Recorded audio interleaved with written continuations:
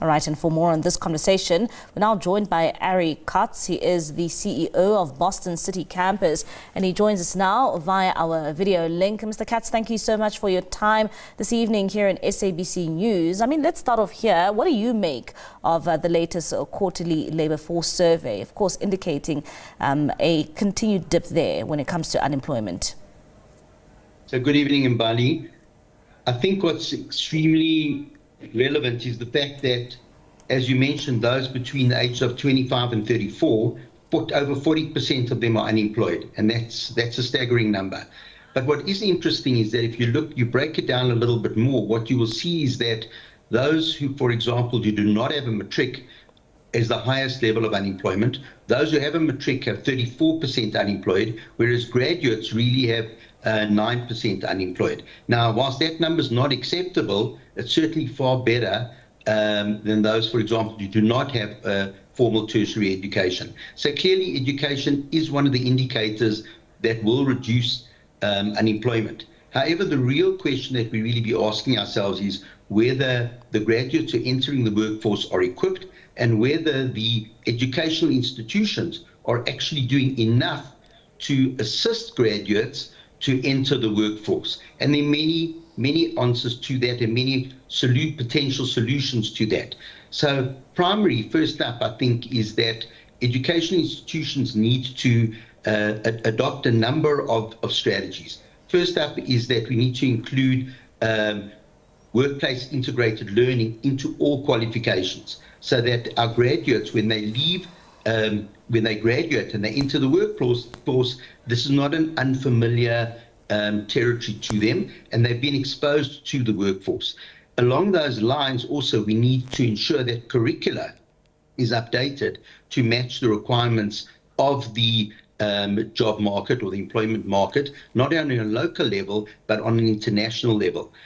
And what was interesting is in the latest conference of the South African private higher education institutions, there were a number of awards for those who were engaged in revising curriculum and adapting curriculum to meet challenging conditions and the latest conditions. And probably what's notably amongst that was Dr. Janet Viljoen from Boston, who received an Excellence Award for Organic and Iterative Curriculum Design, indicating the importance of revising curriculum to match the needs of the marketplace.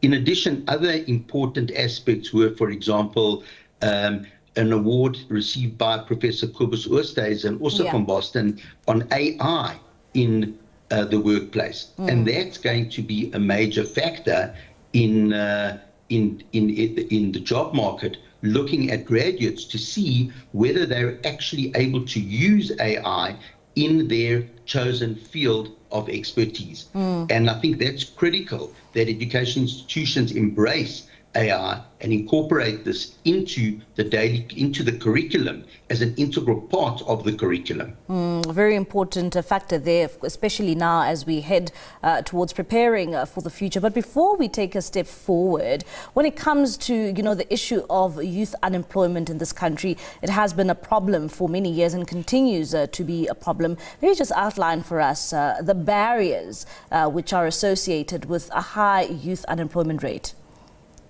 So I think the one is that disconnect between academia and the workplace, and hence the importance of, as I said before, workplace integrated learning and closer collaboration between commerce and industry on the one hand, government on the other hand, and educational institutions, and the need to actually work more closely together to ensure that education institutions are equipping graduates to meet the requirements of the workplace. Along those lines as well, I think the government needs to incentivize employers to employ youth and to take youth on in the form of things like internships, learnerships, etc., so that youth are given the opportunity to be exposed to the workplace. We know factually that those who have some workplace experience have a much higher chance of gaining long-term employment. And so that's critical. I think in addition, one other factor that's changed in the world is that because of the internet, the world has become a much smaller place, and we also need to encourage graduates to innovate and to actually understand that the job market isn't necessarily limited to the South African economy. We're able to actually export IP, export talent, export expertise to the international market, and particularly leverage the weak exchange rate. So that's a very important factor, and that's been enabled largely, of course, by the internet. Yeah. And Ari, when it comes to upskilling our youth, how important is it, to upskill our youth, particularly when it comes to ensuring that they enter the job market already with the necessary skills? So amongst that, as I said before, workplace integrated learning, digital literacy, ensuring that they're equipped with the latest tools and techniques. As I said, AI, for example, critical that learners embrace that. But one other factor, I think, as well, when you spoke about barriers, we also need to change the mindset of our students. Students need to understand from the day they enter university or college, that is actually the day that they're starting to look for a job, not the day that they graduate.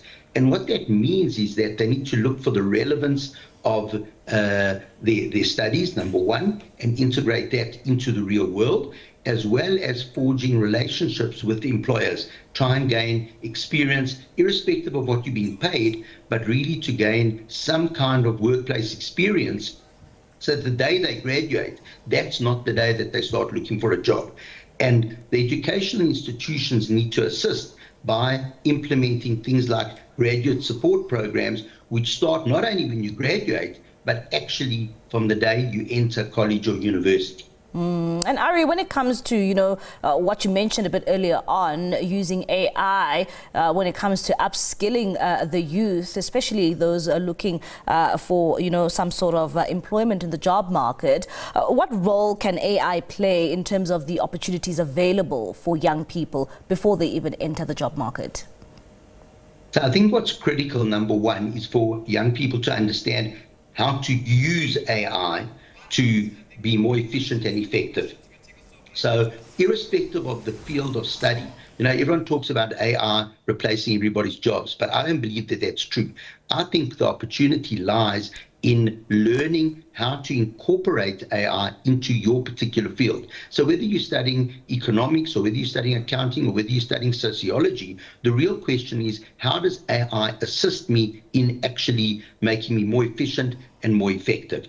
And if I understand how to harness the power of AI, then I'm far better equipped for the job market, both locally, as I said, as well as internationally. And I want to again emphasize the importance of our youth thinking on a global scale, particularly because of the weak exchange rate.